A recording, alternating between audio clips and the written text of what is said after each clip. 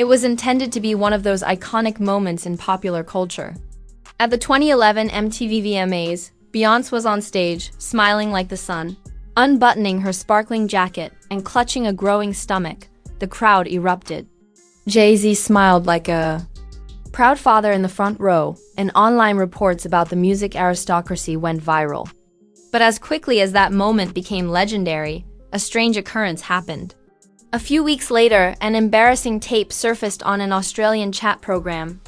The video is grainy and devoid of any dramatic features, with the exception of an odd moment where Beyoncé's baby belly appeared to collapse when she sat down. Not fold. Not move, not change. Was it a strange camera angle or a fabric trick? Maybe. That moment, though, never truly left. Though it remained prevalent in conspiracy groups and Reddit conversations, it never garnered enough traction to be noteworthy until lately. Ramir Sadwait, as he became known, is Jay-Z's biological son. In addition to making ludicrous accusations of abandonment, he abruptly comes out with a more important twist. He suggests that Beyoncé's child, Blue Ivy, may not be her real child. Suddenly, that outdated folding bump clip didn't feel like internet. Junk food. No more. It started to resemble Exhibit A in a darker and more intricate story. And it's not just Ramir who speaks. In the same barrage of headlines, a woman came forward claiming to be the Carters' former nanny. She says she helped care for Blue Ivy when she was a newborn, even though she had never seen Beyoncé pregnant. Not once, not even during the last seconds. But that degree of detail stops your thoughts, whether or not you believe her. Because it's one thing for a stranger to make up theories on TikTok, but a nanny, when someone says they were inside the residence, it's a different story. Now let's be truthful. Celebrities using surrogates is not a contentious practice. That route is taken by many famous couples for emotional, practical, or health-related reasons. But what makes this hit unique is the way it's all performed. Lychee's performance, the VMA moment, the strategically placed paparazzi pictures, and the interviews where Beyoncé talked about desires and baby kicks. If this was a case of surrogacy, why the theater?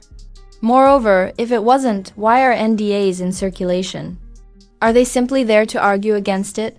Ramir isn't going to give up either. He's not just claiming that he was hidden by the Carters. He is suggesting a total cover-up that fundamentally altered the family's history. He believes that money is not as vital as the truth. However, truth is elusive in our environment. His reasons are being questioned along with his story. Is he bitter? Is he broke? Is this one major, or is he being honest? Attempt to break through the musical armor of the safest kingdom? The issue is that Beyoncé and Jay-Z are not merely famous and rich. They have a strategy. Every photo, public appearance, and tidbit of family life they share with the world is meticulously curated by them. Therefore, as soon as fractures appear, the public starts to pay close attention. That old video of the folding bump was back on Twitter.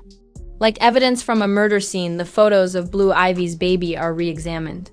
Suddenly, the Carter family isn't a flawless dynasty. This mystery book has missing pages, and people are hurrying to fill in the blanks. This has all occurred at a time when the Carter brand is already under strain from mounting criticism, legal issues, and low-key disputes. It's not a single storm, but a hurricane in progress, and the accusations Ramir made. They may finally ask, what is the truth behind the perfect image we've been fed all these years? Nothing about the time is more questionable. Lawsuits, strained commercial relationships, and reports that previous allies were turning against the Carter dynasty were already problems for the line. Ramir's story, foes, went off like a well-placed grenade. Some described it as a desperate attempt to get attention. Others said he was acting recklessly by focusing on the most well-known pair in entertainment. But one thing was clear, he didn't seem scared. With the indifferent irritation of one who has had too much disdain and has nothing left to lose, he spoke. A comment from a supposedly insider, who had worked closely with the Carters during their early years as parents unexpectedly surfaced again. This person did not merely recount the nanny's story. They claimed that various areas of the house were locked and protected, making it impossible for even the majority of the crew to enter. There were rooms set aside for a select few discreet entrances for deliveries, and moments when Beyonce would disappear for hours before reappearing in all the glamour but never obviously pregnant.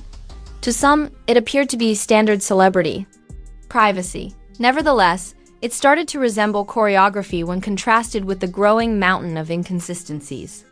The term image architecture is used in Hollywood. It is the idea that everything you say, wear, and share is a stepping stone in work of your reputation. Beyoncé's home was modeled after the Louvre. Perfect, robust, and crack-free. But in an excavation-obsessed society, even the best plans have shortcomings. Blue Ivy has been the architecture's public face from the start. She wasn't just a child. She was a brand. Her involvement in luxury advertisements, record credits, and award events made her a symbol of generational genius. Fans see her as a symbol of Beyoncé and Jay-Z's strength, legacy, and love story. Consequently, to suggest that her entire existence might be a part of a secret in addition to being controversial, the arrangement is nuclear. Then there's the lost twins notion. It's the kind of thing you expect to hear on underground websites instead of popular ones. However, it's here. Jay-Z is rumored to have fathered another set of twins years before Beyoncé's fame. These children were never acknowledged by the public and are purportedly subject to stringent non-disclosure agreements, private trusts, and a trail of carefully concealed breadcrumbs. The idea is that their mother was purchased off to be silent, their identities were deleted from official records, and their connection to the Carters were a tidy household. It sounds insane until you think about how closely the Carters run their empire. No errors or inadvertent disclosures exist. Is it really so hard to see more children out there, in the midst of the narrative, carefully clipped out like a cutscene? The lyrics to Jay's own songs are currently being challenged. Fans are breaking them down like code, emphasizing passages that, although beautiful at the time, now seem like potential admissions. References to shadows I can't recognize and doorways I never see upon. And the families I don't talk about are being scrutinized like legal evidence. Maybe it's all figurative. Or it might be something else entirely. None of this has been discussed publicly, by the way. Like usual, Jay-Z and Beyonce have not commented. But in a circumstance like this, the more questions that are asked, the louder the silence gets, so it feels less dignified and more like evasion. And it's simple to assume that they don't want the general public to be aware of it. The spotlight is beyond their control now. Beyonce and Jay-Z's business has been built on mystery, accuracy, and the seeming unbroken concord. But it appears that the audience is no longer interested in what they are doing. It is inspecting the stage, pulling aside the curtains and looking for trapdoors. When every movement is analyzed, even stillness becomes a statement. Public curiosity has developed into rigorous study. Old interviews have been clipped, slowed down, and suspiciously rewatched. Fans who once praised Beyoncé's maternal glow now point out that she is cautious when asked about her pregnancy. Others draw attention to how carefully Blue Ivy's formative years were handled. Infrequently seen, continuously controlled, and always close to the conventional family narrative. That would make sense if it was just privacy. Although the public was never meant to question it, it suddenly feels as though red tape has been placed on top of it. Additionally, the alleged ex-nanny is not giving up. She has told other independent sources the same story, and her version of events has been frightfully constant. No hospital stays, no belly kicks, no late pregnancy exhaustion, just a job to care for a baby that arrived surprisingly at a house where certain questions were prohibited. Her comments have given the rumors a voice, a face, and worst of all for the Carters' credibility. The next is Tina Nolly's.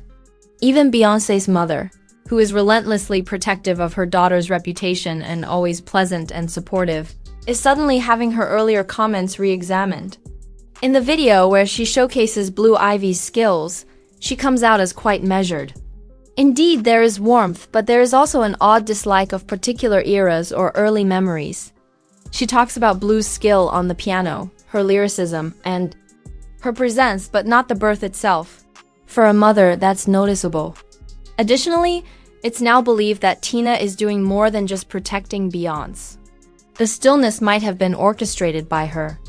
As we continue down this rabbit hole, it becomes more and more clear that we are looking at a jigsaw puzzle, with each piece designed to draw attention away from the missing pieces. And in the center is Blue Ivy, no longer just a famous person's child, but a symbol of something far bigger. If even a tiny percentage of this is true, it means that we have been attentive to distorted reality for over a decade. Not only a fake pregnancy, but a total change to one's history. Some even assert that this extends beyond surrogacy and secret children.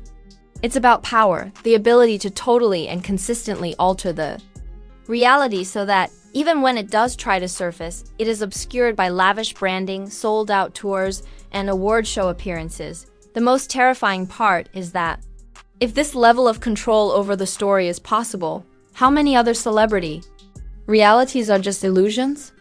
In this unexpectedly, Blue Ivy has found itself in the center of a national discussion. She didn't ask for it. She didn't initiate it.